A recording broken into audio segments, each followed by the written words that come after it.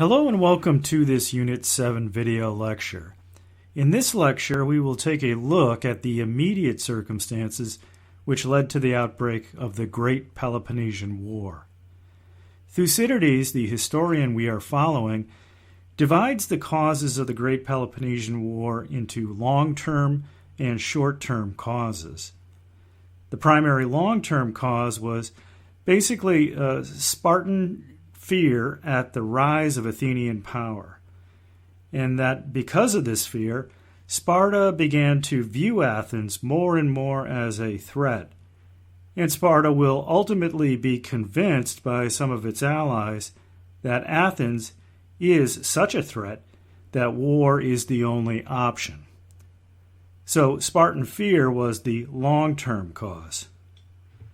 Now, the short-term causes had to do with an outbreak of stasis, a type of civil strife that occurred between the rich aristoi and the lower classes, and it could happen in any polis, and it did happen quite often.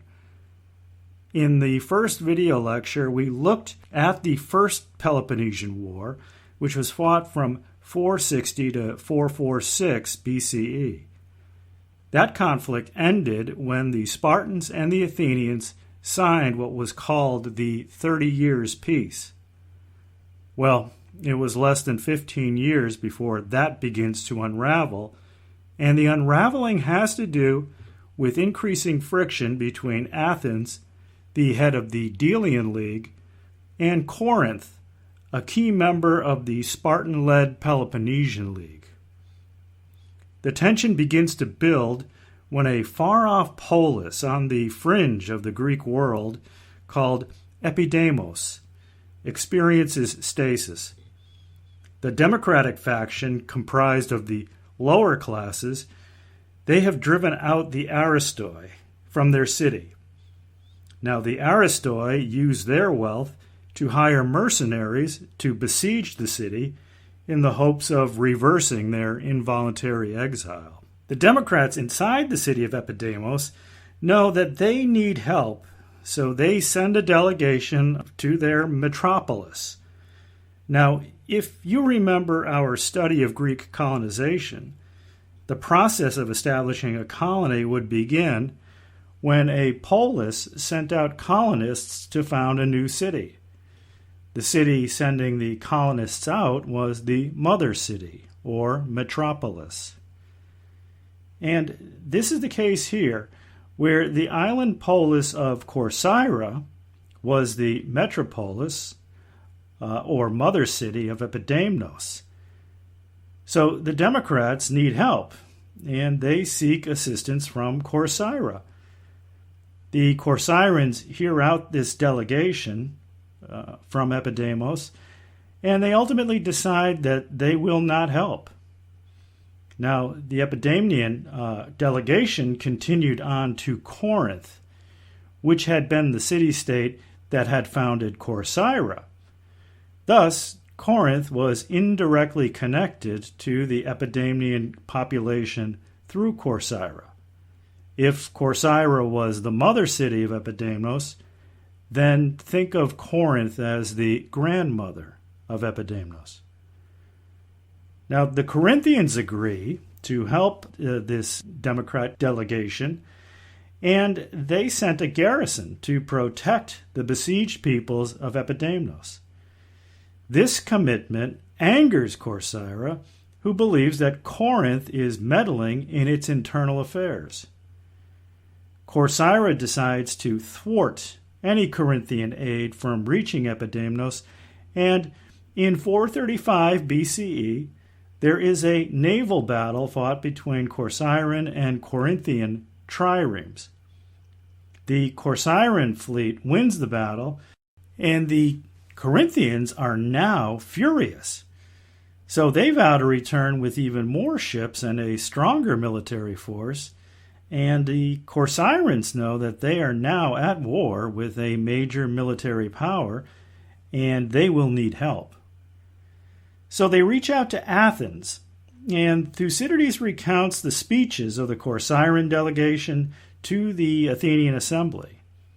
after some preliminary pleas for assistance that seemed to be gaining a lukewarm response at best, the Corcyran delegation decides to play its ace card and basically says, look, Athens, right now you are the number one navy in the Greek world, and Corinth is number 2. We, Corcyra, are number 3. If the Corinthians are able to take us over, they will now have access to our triremes, and they will become, by far, the most powerful naval force in all of Greece. So what's it going to be, Athens? Are you going to allow this to happen? Or are you going to preempt this from happening by helping us? And so, ultimately, the Athenians agree to help the Corcyrans, conditionally. In 433 BCE, they send a token force of 10 triremes to help defend Corcyra from Corinthian attack. However, Athens wanted to avoid a breach of the non-aggression treaty it had with Corinth, so the Athenians told their task force commander to avoid direct combat with Corinthian forces unless Corcyran defeat looked inevitable. A naval battle followed involving over 200 Corinthian and Corcyran warships. At one point in the battle, the Corcyran left flank began to collapse, and the Athenian triremes then decided to engage in combat and protect the weakened Corcyran fleet. The battle ends indecisively, with each side losing a flank. However, 20 additional Athenian ships had arrived in the meantime while the battle was underway to reinforce the Corcyrans. So the next day, the Athenian Corcyran fleet agreed that the Corinthians could sail home without further conflict. However, if the Corinthians wished to advance, all of the Athenian vessels would engage them. So given this, the Corinthians withdrew. And that is going to really make Corinth bitterly angry at Athens. And I should point out that if you look at this map, you'll note that Athens had already established naval dominance in the Aegean, to the east of Greece. Now that the Athenians have seemingly involved themselves on the western coast of Greece, this is something that has the Corinthians very concerned, that the Athenians are beginning to expand into Corinth's sphere of influence.